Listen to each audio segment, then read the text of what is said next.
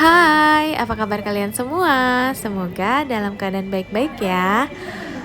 Beberapa hari yang lalu, aku mengikuti kegiatan seminar keluarga yang diadakan oleh Paguyuban BPPW Banten. Dan materi yang disampaikan pada saat itu mengangkat tema yang sangat-sangat menarik dan memang relevan terjadi dan sedang kita hadapi semua. Pada saat penyampaian materi, aku tidak mengedit video agar kita sama-sama belajar dari awal. Halo Ibu MC. Selamat pagi, kita ada di seminar dampak gadget terhadap perilaku anak. Khususnya buat saya pribadi sangat susah sekali untuk memisahkan gadget dengan anak. Materinya bagus ya. Materinya sangat bagus, jadi kalau nggak datang rugi banget ya. Apalagi yang punya anak-anak ya. Bu, bagaimana Ibu menangani anak Ibu yang suka main gadget dibanding main dengan Ibu? Kayaknya lebih Tolong Ibu. dia nggak bisa ngomong dia 1000 bahasa. Tolong Ibu. Ini dampak ibunya main gadget terus begini. Iya, dia Karena saya kepada anak ya. Iya, karena saya juga suka main. Jadi tolong ya Ibu mulai sekarang ya, mulai diterapkan mengurangi bermain dengan gadget ya. Bismillahirrahmanirrahim. Yang terhormat Ibu Dr. Kristiana Ibu Santioza selaku Ketua Paguyuban Balai Prasarana Pemukiman Wilayah Banten. Selamat pagi Ibu dan seluruh anggota Balai Prasarana Pemukiman Wilayah Banten yang kami hormati. Assalamualaikum warahmatullahi wabarakatuh. Waalaikumsalam warahmatullahi wabarakatuh. Selamat pagi, salam sejahtera untuk kita semua. Alhamdulillah, segala puji dan syukur kita panjatkan kehadirat Allah Subhanahu wa taala yang memberikan kesehatan dan kesempatan kepada kita sehingga kita bisa berkumpul di ruangan ini. Salawat dan salam kita sajikan kehadirat Nabi besar Muhammad sallallahu alaihi wasallam yang telah membawa kita dari alam kebodohan ke alam yang penuh dengan ilmu pengetahuan. Alhamdulillah, semoga seminar yang kita laksanakan pada pagi hari ini bisa membawa banyak manfaat. Kita tahu bahwa gadget sekarang ini sudah banyak dampaknya bagi anak-anak kita. Game online itu nggak bisa itu minta di stop untuk sebentar itu bisa dia yang marah daripada kita. Itu kan rasanya gimana gitu kan? Dr. Kristiana SDK SPPDK kepadanya kami persilakan.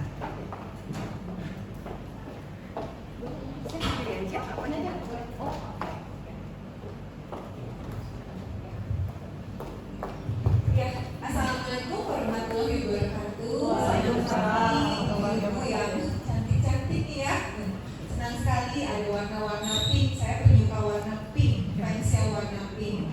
Terima kasih sudah mengundang saya, Ibu Santioza dan Mbak Indri juga. Saya boleh hadir di sini, kemudian juga bisa berbagi. Tadi kalau anak ibu itu masih bisa ya Bu ya dialihkan ke olahraga ya.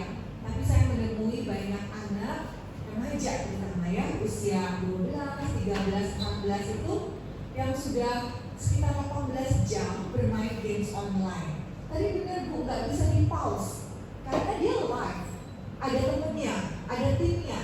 Terus dia marah-marah kalau timnya itu adalah tim beban namanya. Mereka kan mabar ya, main bareng kan. Kalau misalnya kita bilang nanti kamu nggak bisa punya teman loh. Ih dokter sama banget, teman saya dari berbagai negara dok. Dokter sebutin aja negara mana.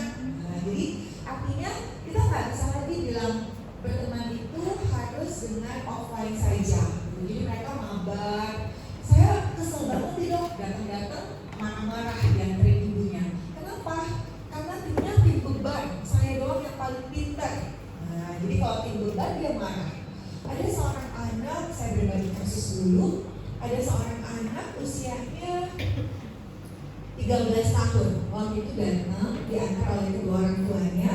Dia anak tunggal, laki-laki, dan dia bermain games online. Mungkin kalau bapak-bapak tahu ya, Mobile Legends. Nah, artinya coba dicek deh, anak kita main apa tuh? Ya. Jadi kita mesti tahu. Ketika kita ngomong juga, oh main Mobile Legends ya. Mereka sebutnya tuh singkatannya ML gitu. Main ML ya, Mobile Legends. Atau misalnya apa? PUBG. Atau misalnya Valorant. Nah, ada juga dia.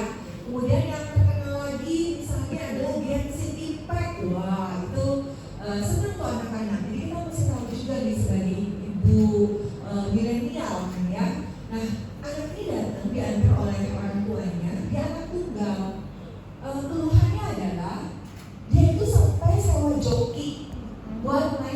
online.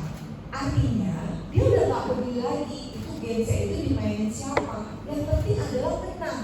Nah, winning rate-nya harus tinggi, levelnya harus maju terus.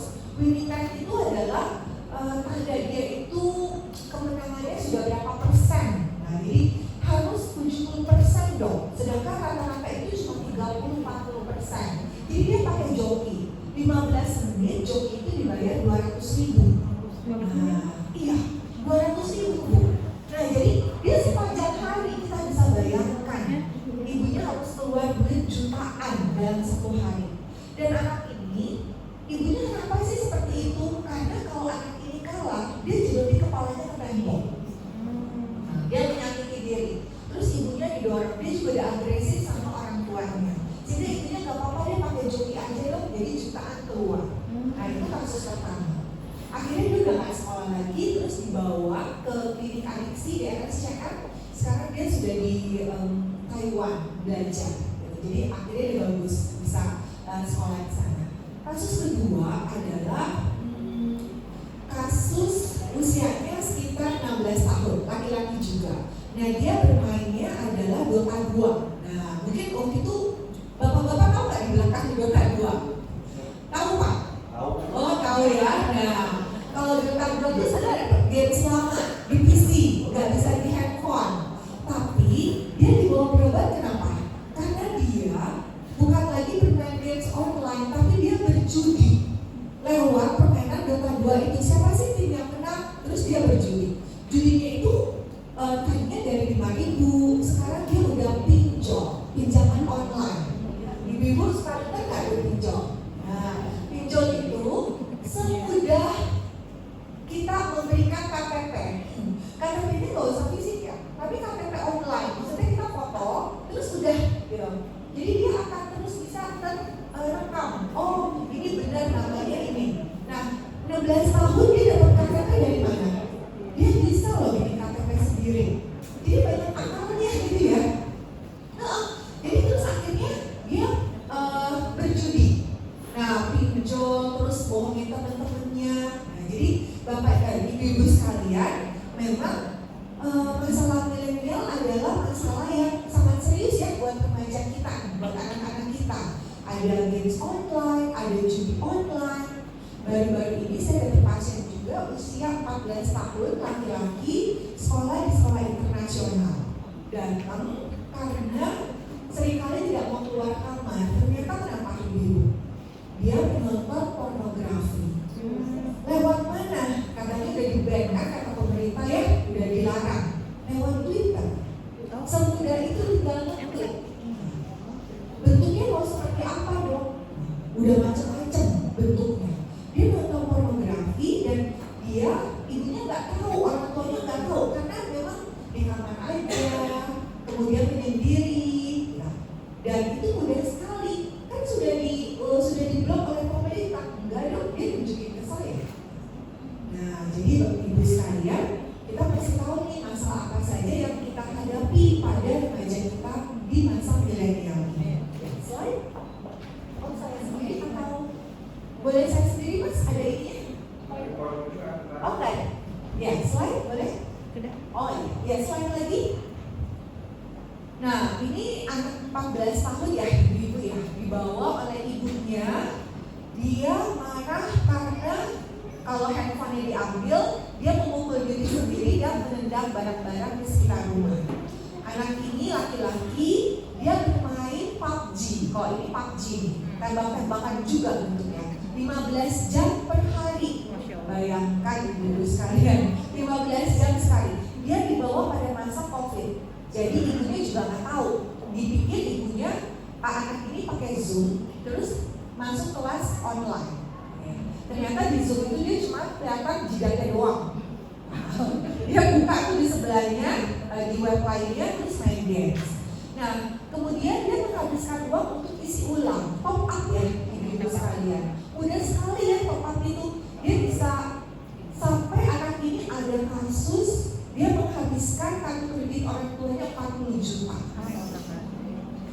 Ibunya tuh bingung gitu, dok ini kok suami saya kartu kreditnya habis ya dok ya 40 juta, terus sebulan kemudian 30 juta. Tapi orang tua zaman sekarang saya nggak ngerti juga ya, mungkin kalau saya untuk usia itu sudah 45 tahun, jadi saya produk zaman dulu nih. Nah, tapi saya nggak ngerti juga gitu, kok kayaknya cuan aja gitu ya. Terus saya tanya, emang nggak dicek bu kartu kreditnya itu kemana? Enggak dong, anaknya nggak ngaku. Terus saya minta anaknya bawa laptopnya. Saya cuma, oh coba lihat yuk gamesnya. Terus saya buka gamesnya. Ibunya itu wanita karir ya, tapi juga karena sibuk sekali mungkin. Jadi saya buka gamesnya, ternyata di situ ada historinya. Dan dia top up games itu benar-benar jutaan. Sekali top up itu sekitar 3 juta. Beli avatarnya itu sekitar yang jarang itu sekitar 3-5 juta. Nah, jadi ibu sekalian, ini anak ini umur 14 tahun. Nah, kemudian dia bahkan hampir setiap saat tidak bisa mengendalikan amarahnya. Lalu pasien ini mulai dibawa karena dia nggak bisa lagi sekolah. Artinya juga sudah saya menumpuk gitu ya. Slide mas. Slide. Nah, jadi kita mulai ya, ibu-ibu ternyata itu kasus nyata ya. Tadi ada pornografi, ada judi online, ada games online, semuanya pada masa remaja. Nah, kalau saya cerita satu lagi, ini kasus saya dari Banten. Laki-laki usia 14 tahun ya. Dia anak tunggal juga, tapi ibunya ini adalah ibu sambung. Jadi dia ditinggal ibunya sejak usia 0 tahun. Nah, jadi ibunya udah nggak ada, bercerai, papa mamanya, terus ini ibu sambung. Tapi ibu sambungnya ini sangat baik dan peduli. Sampai ibu sambungnya ini nggak mau hamil dulu, nungguin anak ini kuliah lalu menikah. Ya. Jadi ibu sambungnya baik sekali.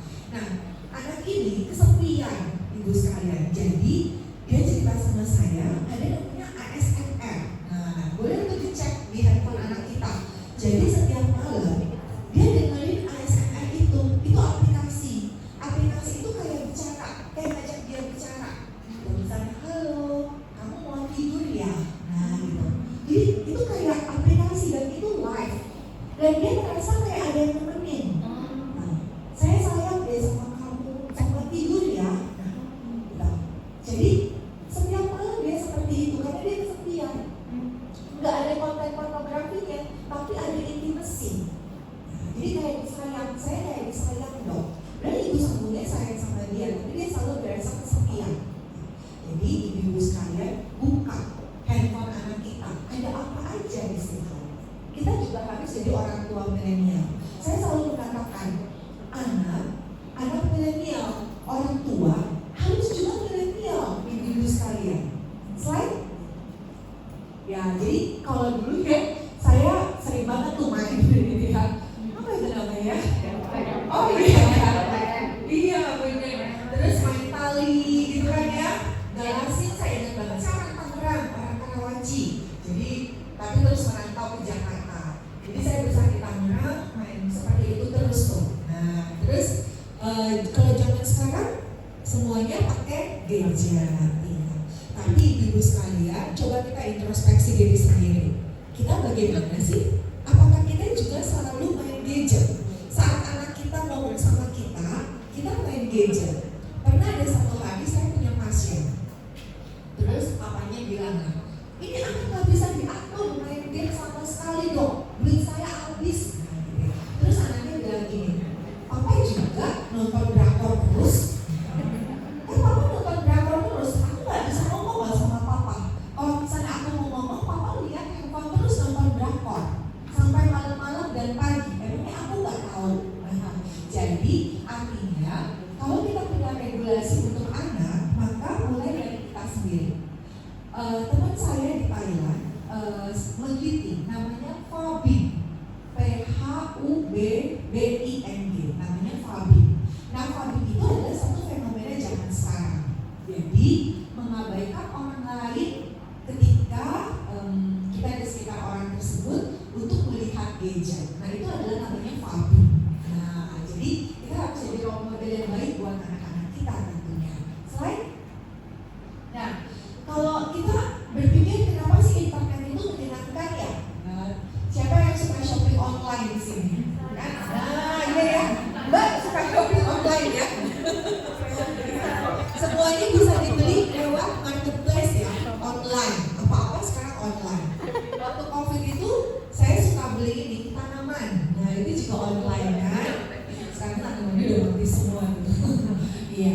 kalau kita lihat di sini ternyata memang internet itu disukai karena bisa simplifikasi. Semua memesan lewat online.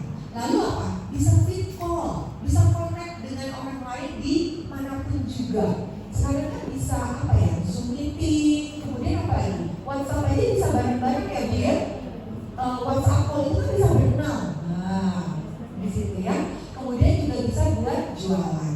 Sehingga kita lihat ibu-ibu penggunaan internet di Indonesia itu lihat deh, mulai naik tajam ya dari tahun ke tahun. Slide Bapak. Ya. Nah, ini kalau kita lihat memang penggunaan internet di luar negeri, di dunia itu memang sudah meningkat sangat tajam. Jadi kalau di rata-rata di seluruh dunia penggunaan internet itu sekitar 6 jam, 37 menit. Nah, di handphone anak kita itu ada namanya screen time. Bapak, ibu ya bisa lihat di situ berapa lama sih anak kita menggunakan internet dengan screen time itu. Slide. Ya, jadi ini kita lihat ya. Ternyata Indonesia itu rata-rata dunia menggunakan internet itu 6 jam kan ya, 37 menit. Di Indonesia rata-rata 7 jam 41 menit, urutan ke-11 di dunia. Slide lagi. Nah, ternyata melalui smartphone mengakses internet di Indonesia itu urutan kedua. 60,5% mengakses internet melalui smartphone. Waktu 2019 saya melakukan penelitian di SMP dan SMA Jakarta. Ternyata 60% dari mereka punya handphone sendiri, ibu-ibu. Kemudian 90% dari mereka menggunakan internet di rumah, main games di rumah. Artinya mereka nggak kemana-mana, nggak ke warnet. Nah, jadi ada orang tua yang bilang gini sama saya, dok, mendingan kecanduan handphone daripada kecanduan narkoba. Nanti kita lihat ya, benar nggak seperti itu? Slide. Ya, ini juga. Jadi kalau di Indonesia itu yang bermain online games atau games online itu 94%, urutan kedua di dunia. Nah, jadi ibu, memang kita harus berhati-hati karena selain lagi, karena yang menggunakan internet terbanyak adalah di usia 13 sampai 18 tahun. Nah, jadi usia remaja ya, ibu-ibu sekalian ya, 13 sampai 18 tahun itu pengguna internet terbanyak. Jadi usia remaja. Ada yang mulai merasa anaknya ada kecanduan internet nggak ibu-ibu? Ada yang mengamati kan? Belum kecanduan lah ya, tapi kayaknya nih udah banyak banget gitu bermain internet. Ada ya. Ibu-ibu memperkenalkan gadget ke anak usia berapa? Semenjak COVID ya Bu ya. Usia berapa tuh? Pertama kali kita kasih gadget ke anak. Usia berapa?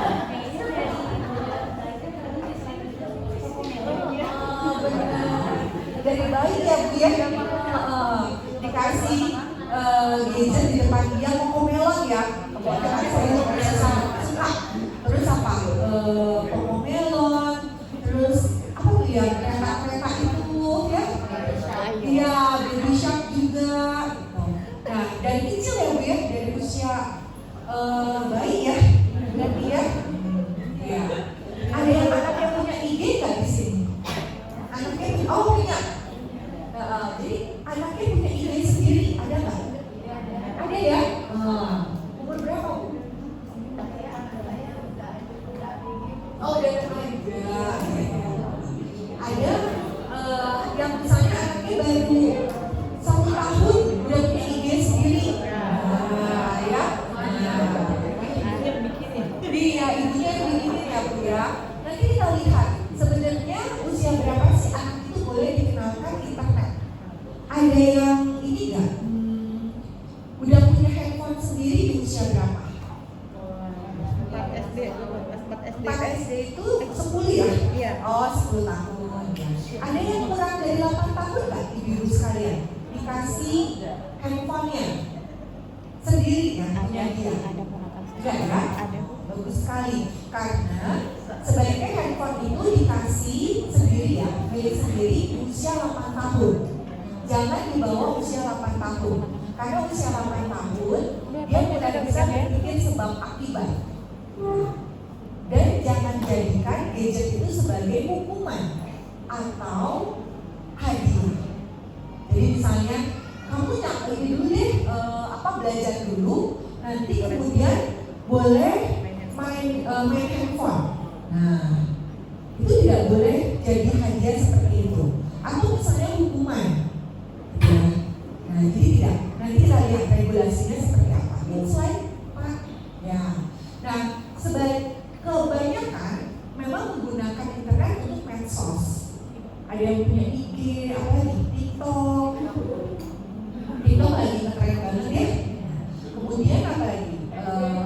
Ya Facebook. Kalau usia-usia saya sekarang mungkin Facebook ya. Tapi saya juga udah jarang buka Facebook. Karena kenapa? Instagram itu lebih menyenangkan, lebih berwarna-warni. Kemudian kita bisa follow siapa aja, gitu ya. Nah, remaja bayangin deh ibu-ibu, kita aja seneng ya. Saya aja seneng ya udah usia 40 lebih. Tapi kalau remaja, dia bisa ikutin idolnya, terus bisa ikutin gaya-gaya idolnya. Ada seorang remaja perempuan dibawa ke saya karena dilihat-lihat tangan. Ya. Kalau dia frustrasi, dia mulai lihat tangan. Saya tanya, tahu dari mana lihat tangan itu? Dari IG. Jadi ada akun yang di situ khusus tuh untuk caranya self harm, menyakiti diri sendiri. Silakan tangan. Coba mulai sekarang ibu lihat deh tangan anak. Mungkin ada yang anak kita pakai jilbab, dia kita nggak terlihat, diangkat aja, dilihat. Sekarang ada yang viral seperti itu. Jadi hati-hati untuk IG itu bisa membawa segala informasi.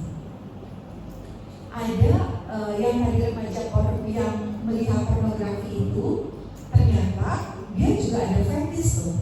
Jadi dia ngomong gini, anak itu ngomong gini sama saya, dok saya itu gak tahan melihat telapak kaki perempuan.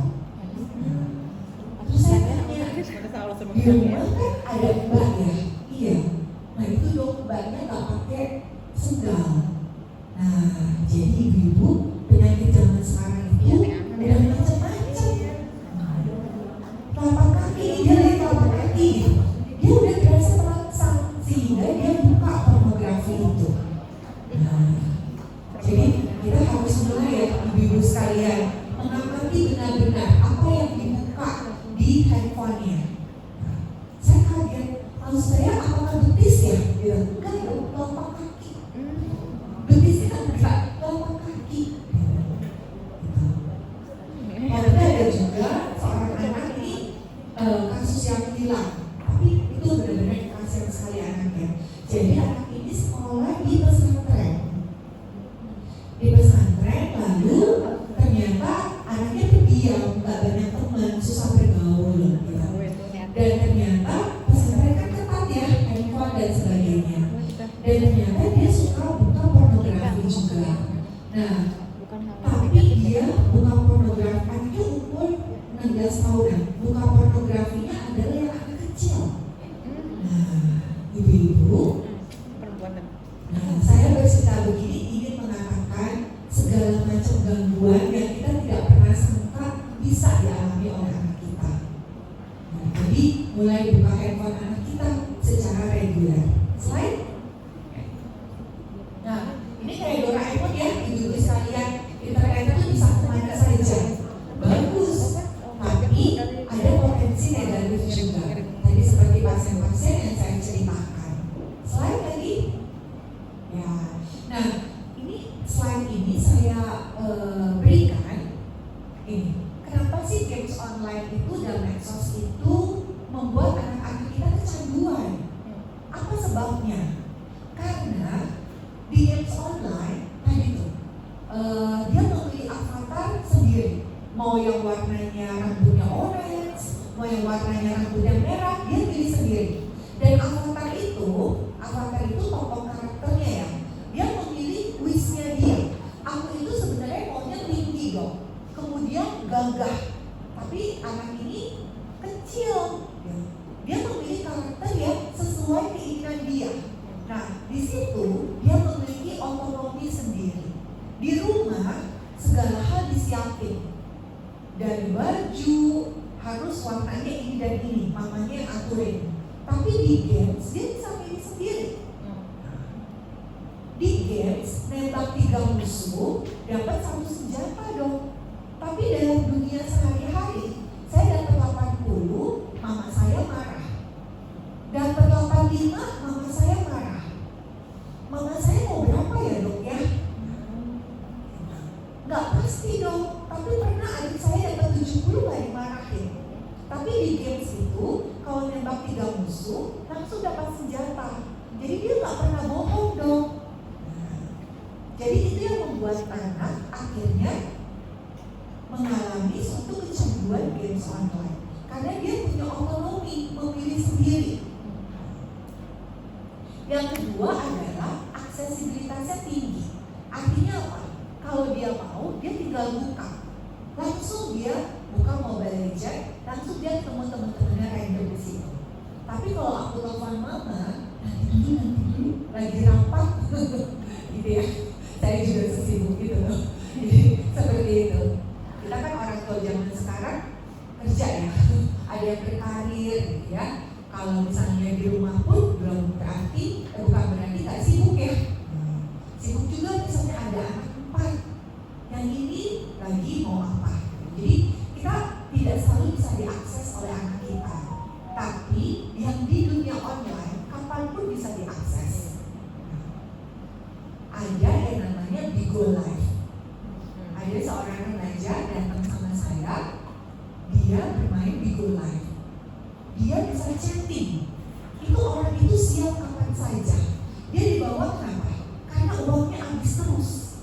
Ternyata di aplikasi itu dia bisa chatting sama teman perempuan. Dan kalau dia kasih uang lebih banyak, maka teman perempuannya itu mau melakukan apa yang dia suruh. Yang itu nyanyi, gak ada pornografinya sih kalau anak ini.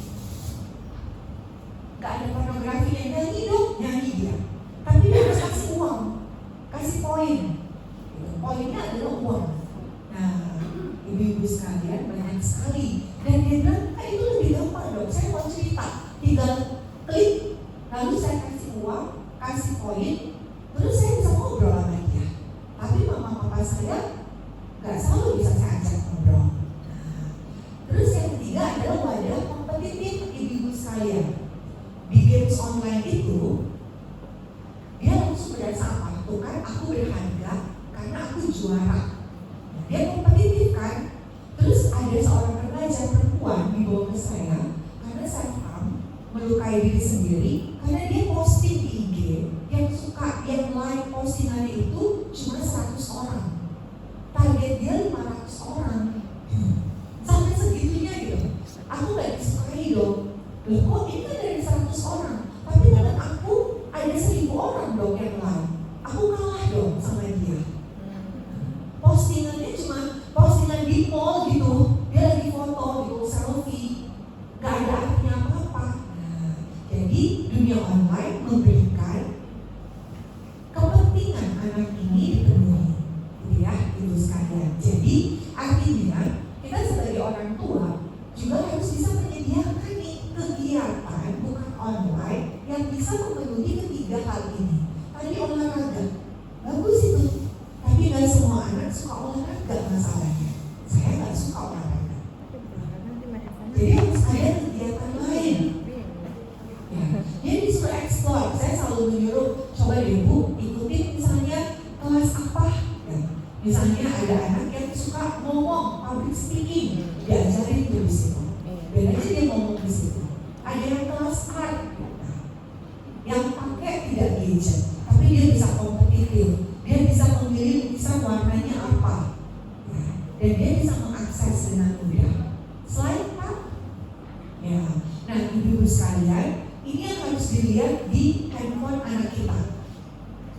Bentuknya Mobile Legends, bentuknya games online. Tapi di situ ada yang namanya sistem gacha.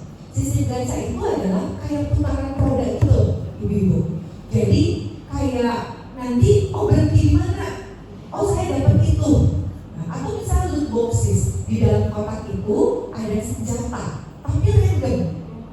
Nah, ada anak, tapi dia sekarang waktu itu epilepsi terus jantung meninggal. Anaknya usia 16 tahun, nggak main games online, tapi dia suruh ibunya untuk beliin dia gacha sistem itu karena dia pengen senjata yang khusus, yang lengkap. Jadi ibunya keluar duit terus. Nah, sistem gacha itu sekarang sama para pakar di dunia dikatakan sama dengan sistem judi. Jadi sistem judi itu ada di games online. Nah, kita mesti berhati-hati karena kan itu kayak loot boxes itu dia kotak ini salah, terus dia kasih duit lagi supaya dia bisa buka kotak yang lain, terus dia buka kotak yang lain lagi. Kalau nggak sampai keinginannya dia terus ngabisin duit. Itu kan sama dengan judi juga, dan sesuatu yang nggak bisa diperkirakan. Jadi buka handphone anak kita, ada nggak nih jenis-jenis ini? Ya, ada ibu yang ngomong, dok anak saya ngomong sendiri loh dok, teriak-teriak. Dia lagi chatting di gamesnya itu. Itu adalah real time. Ya. Slide Pak. Nah, ibu-ibu sekalian, ternyata permainan itu mencerminkan sikap atau sifat dari anak kita. Kalau tadi tuh yang mainnya perang-perangan, itu biasanya tipenya agresif, maunya menang, kalau kalah nangis, kalau kalah marah. Nah, gitu. Terus yang kedua adalah yang mainnya RPG, role playing games. Itu misalnya Genshin. Genshin itu ada ceritanya ibu. Aku omori. Coba nih, lihat games anak kita ada yang namanya omori. Itu ada ceritanya. Anak itu dibully dan sebagainya. Nah, biasanya dia karena ada perasaan yang suka depresi atau cemas, ya. Dan yang ketiga, memang pengen cari teman aja. Jadi kita bisa lihat sifat anak kita pada games yang dimainkannya. Ya, slide mas. Ya, nah kita mulai belajar tentang kecanduan internet. Slide. Nah, jadi kecanduan internet adalah kalau menggunakan internet secara berlebihan dan dia tidak bisa mengontrol. Kalau di stop, warnanya dimatiin, dia ngamuk, sengamuk-ngamuknya. Ya. Nah, kecanduan internet ini ada macam-macam. Judi online nih, bapak-bapak suka main judi online? Iya, ya. Ini bola. Nah, pacar saya sudah banyak tuh laki-laki judi bola. Nah, kemudian games online, medsos, pornografi dan shopping online. Kalau shopping online itu ibu-ibu biasanya ya, sampai ada yang orang tuanya harus jual rumah karena shoppingnya itu udah impulsif, udah bukan yang sesuai kebutuhan. Sampai akhirnya terlibat kartu kredit. Nah, ada juga. Slide. Nah, ibu, nah ini ya di Jakarta itu yang kecanduan internet 30% remaja. Jakarta kecanduan internet. Nah, kita bayangkan ya, 30% remaja di Jakarta mengalami kecanduan internet. Slide lagi. Ya, nah ini di masa COVID ya, ibu-ibu sekalian, di Indonesia remaja yang kecanduan internet adalah 20%. Bermain internetnya dari 7 jam sebelum COVID jadi 12 jam pada masa COVID. Kalau usia dewasa 15% yang kecanduan internet. Jadi remaja lebih beresiko kecanduan internet daripada dewasa. Slide. Nah, kebanyakan adalah kecanduan games online dan media sosial. Kebanyakan laki-laki yang kecanduan. Ya. Nah, media sosial yang terbanyak apa? WhatsApp, IG, Facebook, Twitter, Line juga, dan TikTok. Ya. Jadi ibu punya semua nggak di handphone-nya? Gak ada bu? TikTok ada nggak bu? Ada semua. Iya. Ada ada pakai line nggak ibu-ibu? Line di Telegram, tapi mulai di download line-nya karena anak-anak zaman sekarang sukanya pakai line. Ada anak yang punya 10 akun line. Ada seperti itu, dia ganti-ganti nama gitu. Nah, jadi artinya kita harus mulai bisa mengikuti gaya anak kita ya. Slide. Nah, ibu-ibu sekalian, kenapa sih saya ingin selalu berbagi tentang kecanduan internet ini? Saya mau mulai ini dari 2019 ketika penelitian S3 saya selesai dan ternyata ini jadi masalah di Indonesia karena kecanduan internet itu sudah dimasukkan dalam klasifikasi gangguan jiwa secara resmi. Kecanduan games online, kecanduan judi, kecanduan media sosial itu sudah masuk ke dalam ranah gangguan jiwa. Artinya apa? Artinya harus diobatin gitu. Jangan cuma nanti juga sembuh sendiri. Slide lagi. Nah, jadi kan ada yang nanya gini ya, Dok, anak saya yang pertama udah kecanduan, anak saya yang kedua kecanduan. Padahal saya kasih handphonenya sama dong. Nah, ibu-ibu, ada remaja yang cenderung kecanduannya lebih tinggi. Remaja yang seperti apa sih? Pertama, yang anaknya cemasan, apa-apa cemas.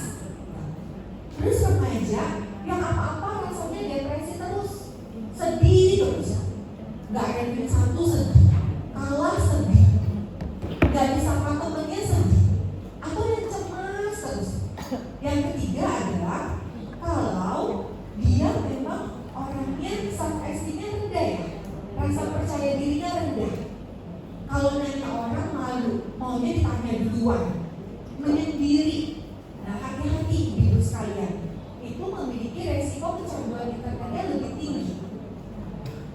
Dan kalau ada gangguan tidur, ibu-ibu coba deh random cek kamar anak kita. Jam 2 pagi dia udah tidur belum?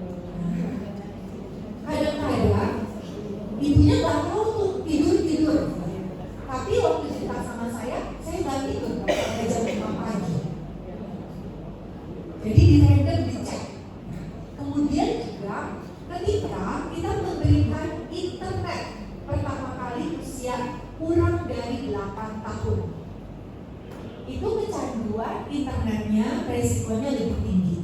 Kan nggak mungkin ya zaman sekarang baru dikasih internet usia 8 tahun ya ibu-ibu ya. Nah, artinya setiap anak kita memiliki resiko kecanduan internet lebih tinggi, sehingga pencegahannya harus dilakukan. Slide mas. Nah, ini gejalanya ibu-ibu ya. Pertama, kalau mengendalikan penggunaan internetnya buruk, ayo berhenti, nggak berhenti sampai pagi hari. Bangun tidur yang dicari handphonenya. Kemudian udah nggak mau mandi, makannya tadi susah. Pasien saya ada yang nggak mandi 2 minggu. Iya, benar. Nggak mandi 2 minggu. Dia bawa ember supaya kalau kencing dia di situ. Kalau buang air besar dia di toilet. Tapi kalau dan dia nggak mau makan, karena nanti kan dia takut buang air besar. Jadi dia cuma makan yang ringan-ringan saja. Nah, jadi dan gampang marah dan gampang sedih, ada perubahan emosi. Nah, lalu udah nggak naik kelas, tugasnya lumpuh, dia tetap meneruskan untuk bermain internet. Ini jadi gejalanya. Coba kita refleksi diri. Jangan-jangan kita begini juga. Slide. Ya. Nah, ini ada istilah-istilah ya ibu-ibu sekalian, namanya fear of missing out. Jadi dia tak mau ninggalin handphonenya, takut ketinggalan. Tadi tuh kata ibu, games itu nggak bisa di pause karena nanti dia kalah. Ada juga yang kayaknya nih bergetar nih handphone saya, padahal nggak bergetar. Itu halusinasi. Ada yang namanya fobia, jadi mengabaikan orang lain untuk melihat gadgetnya. Slide. Nah, ini hati-hati ya ibu-ibu sekalian. sekalian, ada yang namanya cyberbullying. Kita harus mengenalkan anak kita. Bisa terjadi bullying melalui media sosial.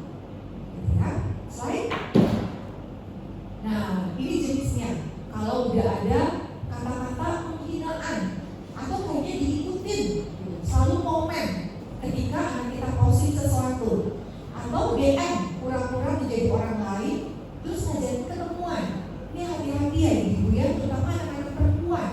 Saya pernah mendapatkan pasien, dia pikir orang itu baik, terus terjadi pelecehan seksual. Anaknya masih usia 8 tahun. Kemudian juga seperti mengirim postingan gosip-gosip atau rumor, dan juga secara sengaja mengeluarkan seseorang dari grup online. Itu adalah cyberbullying. Slide. Nah, ibu, kenapa sih kita harus mencegah atau mengobati anak kita dengan kecanduan internet? Slide. Nah, ini dampaknya ya. Ada yang kurus banget, ada yang kemudian jadi gemuk sekali karena dia duduk aja. Kemudian jadi gangguan penglihatan dan anaknya kayak lelah terus sepanjang hari. Kemudian apa? Jadi gampang marah, cemas, agresif. Saya punya pasien dari Serpong tuh. Jadi dia kerjaannya kalau main games, dia dia takut binatang apa aja, ada kucing, ada cicak, terus dia kulitin. Sampai seperti itu. Jadi agresif sekali. Dia punya kakak perempuan, kakaknya itu dijodohin. Dia nggak menyakiti diri, tapi dia menyakiti orang lain. Itu yang saya seperti itu.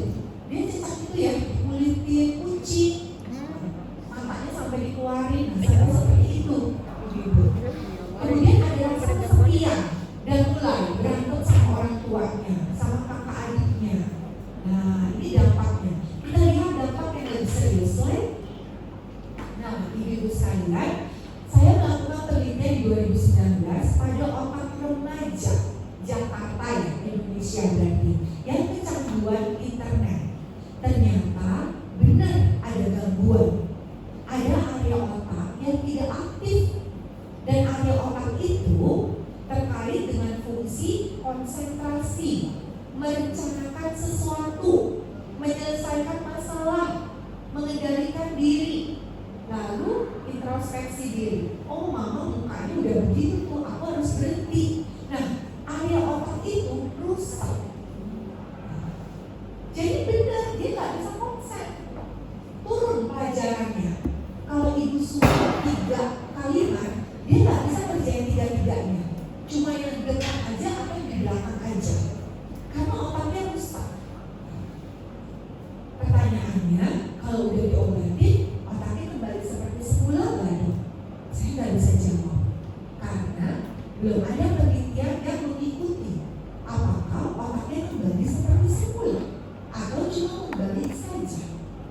Nah, kita bayangkan ibu, kalau ini terjadi pada anak usia 12 tahun, lalu dia mengalami kerusakan otak secara permanen, maka kita bayangkan dia akan mengalami demensia di usia yang muda.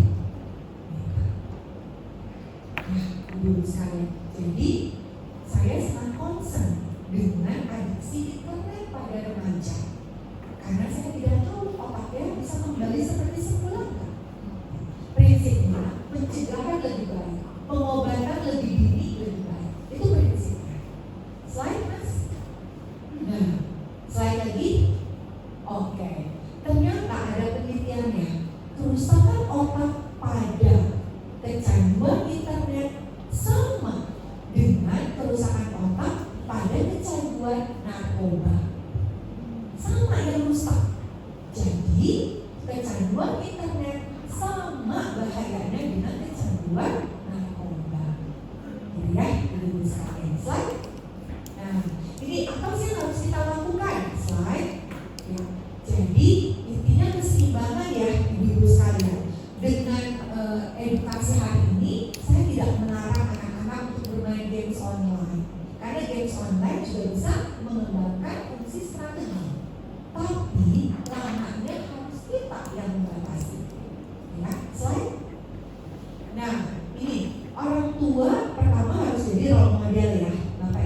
ibu-ibu sekalian, gadget di jam 10 malam sudah harus dikumpulkan. Tidak ada gadget di dalam kamar, tidak ada nge-charge handphone di dalam kamar, semua harus dibawa keluar. Itu yang saya terapkan pada pasien-pasien saya. Yang kedua, bermain internet tidak boleh di dalam kamar, di ruang publik di rumah. Ada ruang tamu, ada ruang keluarga, boleh di situ. Tapi ruang makan, ruang tidur tidak diperbolehkan bermain gadget. Nah, kemudian yang ketiga, boleh bermain games online, boleh bermain medsos, tidak boleh lebih dari 3 jam sehari. Kalau dia bermain Mobile Legends 3 jam itu udah roundnya banyak ibu. Kalau dia jago main 1 round itu 15 menit. Jadi saya selalu membagi, boleh main tapi 30 menit. Kemudian mulai lagi di jam berapa itu 30 menit juga. Jadi dibagi-bagi. Dan ibu-ibu lakukan detox digital 1 keluarga 3 jam per minggu tanpa gadget. Semua anggota keluarga, bukan cuma anak kita. Ya. Jadi simple. Slide lagi. Nah, ibu-ibu, ini ada aplikasi yang kami buat tidak berbayar untuk melihat apakah anak kita mengalami kecanduan internet atau enggak. Bisa di download di Google Play Store. Iya. Namanya KDAI. Gak sampai 5 menit mengisinya, lalu langsung keluar Anda mengalami kecanduan atau enggak. Kalau mengalami kecanduan, ada tips buat anak dan orang tuanya. Ya. Kemudian ada SKAI. Nah, SKAI ini bisa memperlihatkan anak kita ada masalah emosi nggak sih? Pola asuh kita udah benar belum sih? Jadi ini tidak berbayar, bisa di-download secara gratis. Pemeriksaan dilakukan sebulan sekali, ibu.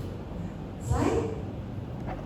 Nah, ini tadi ya, ada zona bebas gadget, waktu bebas gadget, mengumpulkan gadget di malam hari. Mencharger handphone di kamarnya itu adalah udah tidak diperbolehkan.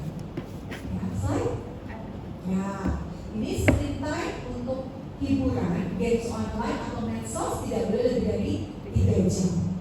Dan ibu-ibu, anak kita matikan notifikasi. Notifikasi itu sudah diingat tuh bunyi kayak kita ya, bunyi Shopee gitu ya. Langsung kan tuh gitu ya. Aduh, ada diskon nih. Anak kita juga begitu. Ketika Mobile Legends yang ada notifikasi, dia langsung berasa temen gue ngajak nih. Gue harus sekarang juga buka. Ya, jadi notifikasi dimatikan. Slide. Nah, ibu-ibu, ini sebenarnya ada website untuk internet gaming rating scale. Ini dibuat oleh orang Indonesia. Ibu-ibu bisa lihat anak saya umur 3 tahun boleh mainnya seperti apa. Nah, anak saya umur 8 tahun boleh mainnya seperti apa. Dari penelitian kami pada masa COVID, maka penggunaan internet itu tidak boleh lebih dari 11 jam sehari untuk semua hal ya. Untuk misalnya dia belajar, buka YouTube, itu tidak boleh lebih dari 11 jam. Tapi untuk games, nggak boleh lebih dari 3 jam sehari. Slide. Ya. Nah, ini adalah yang dibuat oleh WHO sebelum masa COVID. Kurang dari 1,5 tahun itu nggak boleh pakai internet ya, gitu ya. 0 jam. 2 sampai 5, 1,5 sampai 2 tahun itu cuma 1 jam bolehnya. 2 sampai 5 tahun 1 jam, 6 tahun 1 sampai 2 jam. Tapi ini di masa COVID susah untuk dilakukan. Yang saya boleh tekankan adalah ibu-ibu di bawah 1,5 tahun tidak boleh dikasih screen time sendirian. Dia boleh pakai gadget, tapi yang diajak bicara. Jadi video call boleh, tapi suruh dia melihat Cocomelon sendiri nggak boleh. Baby Shark sendiri nggak boleh. Ya. Dulu sebelum sebelum COVID ya, saya sering banget melihat ibu-ibu muda ngobrol sama temennya, anaknya dikasih tablet ya. Jadi anaknya nonton gitu, ibunya sih ngobrol. Jadi anaknya ada apa? Di research aktifnya, karena kan gak ada yang ngajak ngobrol. Jadi ada istilah gadget as a babysitter. Nah, zaman sekarang gadget itu jadi babysitter. Nah, ibu, karena kita tahu bahayanya, kita jadi mulai berubah ya. Jangan jadikan gadget sebagai babysitter. Slide mas. Nah, ini saya mengundang ibu-ibu sekalian, pilih salah satu aplikasi yang bisa di-download. Ini gratis semuanya. Ini adalah untuk melihat anak kita main video udah berapa lama sih, main gamesnya udah berapa lama sih. Kalau main video udah lebih dari 3 jam, blok. Nah, gitu. Iya. Ini slide saya kasih nanti ibu dapat semua slide-nya. Iya, slide lagi. Slide lagi. Nah, ini nih, udah saya pilihin yang gratis-gratis tapi bagus. Nah, jadi bisa melihat. Boleh juga nih suami kita dididik juga ibu-ibu. Jangan-jangan dia nonton macam-macam ya. Bapak-bapak di belakang udah senyum-senyum tuh. Jangan-jangan dia main Bigo Live. Gitu ya. Kenapa main Bigo Live? Ini kayaknya masa semuanya udah pernah, tapi kita nggak lihat handphone mereka ya. Rajanya. Iya. Jadi ini semua bisa di-download dari videonya dan gratis. Kalau misalnya udah main Mobile Legends lebih dari 3 jam, kita bisa blok. Nah, slide lagi. Nah, ini terakhir, kapan sih harus berobat? 1, kalau dia tidak mau lagi melakukan aktivitas sehari-hari, sekolah nggak mau, mandi nggak mau, makannya susah, udah nggak mau ngomong, nggak mau keluar kamar. Saya pernah dapat pasiennya, dia nggak mau keluar kamar sudah 2 bulan. Dan dia gak mau ngomong sama orang tuanya sudah 2 bulan. Jadi kalau ibunya ngomong, dia kayak robot, diem aja. Ternyata dia kecanduan games online. Ya. Yang kedua, kalau dia sudah ada pikiran untuk bunuh diri. Ibu-ibu, ini kayaknya sesuatu hal yang tabu ya. Tapi enggak. Anak-anak zaman sekarang pikirannya maunya gampang. Kalau susah, maunya mati. Atau maunya menyakiti diri, lega dong, pakai kater, pakai silet, atau dia tarik-tarik rambut. Lihat deh, yang anak-anak perempuan ada nggak misalnya botak? Itu dia tarik-tarik rambut. Sakit itu menyenangkan buat dia, supaya dia lega. Nah, anak zaman sekarang tuh nggak seperti zaman saya dulu. Kayak saya nurut gitu ya sama orang tua, gitu kan, suruh sekolah-sekolah, suruh pulang-pulang gitu ya. Tapi zaman sekarang tantangannya banyak ibu-ibu sekalian.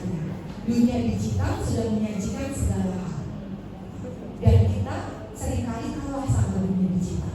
Jadi ibu jangan bersedih hati. Ini dialami oleh semua ibu-ibu di dunia. Dan kalau sudah ada gangguan depresi, gangguan cemas yang menonjol, bawa berobat. Slide mas. Nah, jadi berobat itu artinya tadi ya, dia udah masuk klasifikasi gangguan jiwa. Jadi harus diobati. Harus dengan obat nggak dong? Nggak selalu. Tapi obat biasanya di awal-awal untuk menstabilkan emosi. Tapi yang penting adalah justru psikoterapinya. Yang slide yang ada emotikon itu namanya terapi perilaku dialektikal. Seorang remaja seringkali susah mengeluarkan emosinya. Kamu sedih nggak sih, Dek? Kamu sedih nggak, Rani? Sedih nggak, Ahmad? Biasa aja. Tapi waktu dia isi emotikon, banyak banget perasaannya. Dia nggak bisa ngeluarin. Jadi kalau misalnya ditanya, perasaan kamu apa hari ini? Biasa. Tapi badannya udah banyak luka-luka. Terus dia cerita, saya pernah mau gantung diri pakai tali. Ibunya ngelihat tali di kamar, kirain buat apaan? Tapi dia berencana untuk gantung diri. Jadi itu ya yang mesti kita lakukan. Slide. Nah ini adalah terapi yang kami buat memang untuk remaja Indonesia yang kecanduan games online. Dan ternyata dengan 8 kali dilakukan secara kelompok bisa menurunkan penggunaan games online, memperbaiki emosinya, dan meningkatkan motivasi untuk berubah. Jadi ada ibu terapinya, jangan takut. Ya, slide. Ya, ini tadi ya bentuknya. Ternyata yang tadi bilang biasa aja dia bisa isi emoticon sebanyak itu ibu dalam 1 hari. Nah, slide lagi. Ya, jadi ini ada manfaatnya sehingga ibu bisa, kalau misalnya ada anak yang mengalami kecanduan, kita bisa obati. Tapi tentu pencegahan lebih baik. Slide. Nah, ini ada klinik adiksi di RSCM untuk kecanduan internet. Biasanya pasien-pasien kami adalah remaja. Jadi bisa dibawa ke sini untuk asesmen awal dulu. Apakah kecanduan atau tidak? Kalau kecanduan, kita obati bersama-sama. Peran orang tua sangat besar. Saya selalu meminta orang tua, ayah dan ibunya datang. Tidak boleh salah satu. Nanti baru ketika terapi berjalan, boleh salah satu datang bergantian. Ya, baiklah, slide lagi. Ya, terima kasih banyak ya ibu-ibu, semoga berguna dan tentu selalu semangat karena ibu adalah apa ya namanya, tembok keluarga, gitu ya. Tembok keluarga yang membentuk seorang anak di masa periodnya, golden periodnya, berkualitas tinggi sehingga menjadi individu yang berkualitas tinggi. Artinya apa? Tahan terhadap segala tantangan. Itu yang mesti kita bentuk itu. Tidak menjauhkan dia dari masalah, tapi membantu dia untuk bisa coping kalau dia punya masalah. Yang saya lihat sekarang adalah anak zaman sekarang itu seperti dielus-elus terus. Nah, ketika dia masuk ke dalam kehidupan nyata, dia nggak bisa punya mekanisme pertahanan karena nggak ada mama di samping kanan, nggak ada papa di samping kiri, dia harus sendiri. Nah, itu yang harus kita bentuk seperti itu. Kita mulai dari 1 langkah muda, berikan pujian pada anak kita setiap hari. 1 pujian sehari. Pujiannya jangan begini, kamu bagus sekali ya, itu nggak bermakna. Bagus apaan? Di gamesnya ada kan? Kamu bagus sekali, sudah mendapatkan senjata paling langka hari ini. Jelas.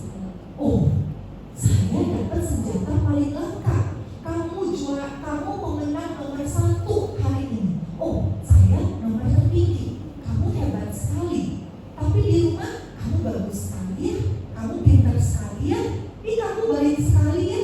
Tapi apa yang dipuji? Gak bermakna. Kamu bagus sekali hari ini, tadi udah bangun jam 7 pagi, jadi gak telat ke sekolah ya dek ya. Kamu, mama sayang deh sama kamu karena kamu hari ini udah bantuin mama nih bersihin misalnya apa, taman. Jadi jelas kata-katanya, tujuannya jelas, gak boleh general. Kalau general itu nyangkutnya bohong, gitu ya. Ibu kita mulai 1 pujian setiap hari. Jangan biarkan internet yang memberikan pujian buat dia. Jangan biarkan orang-orang di medsos yang memberikan pujian buat anak-anak kita. Tapi kita di rumah yang memulai memberikan pujian kepada anak-anak kita sehingga citra diri dia menjadi tinggi.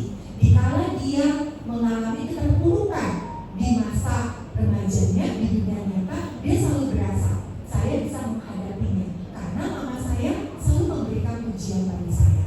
Demikian ya ibu-ibu sekalian.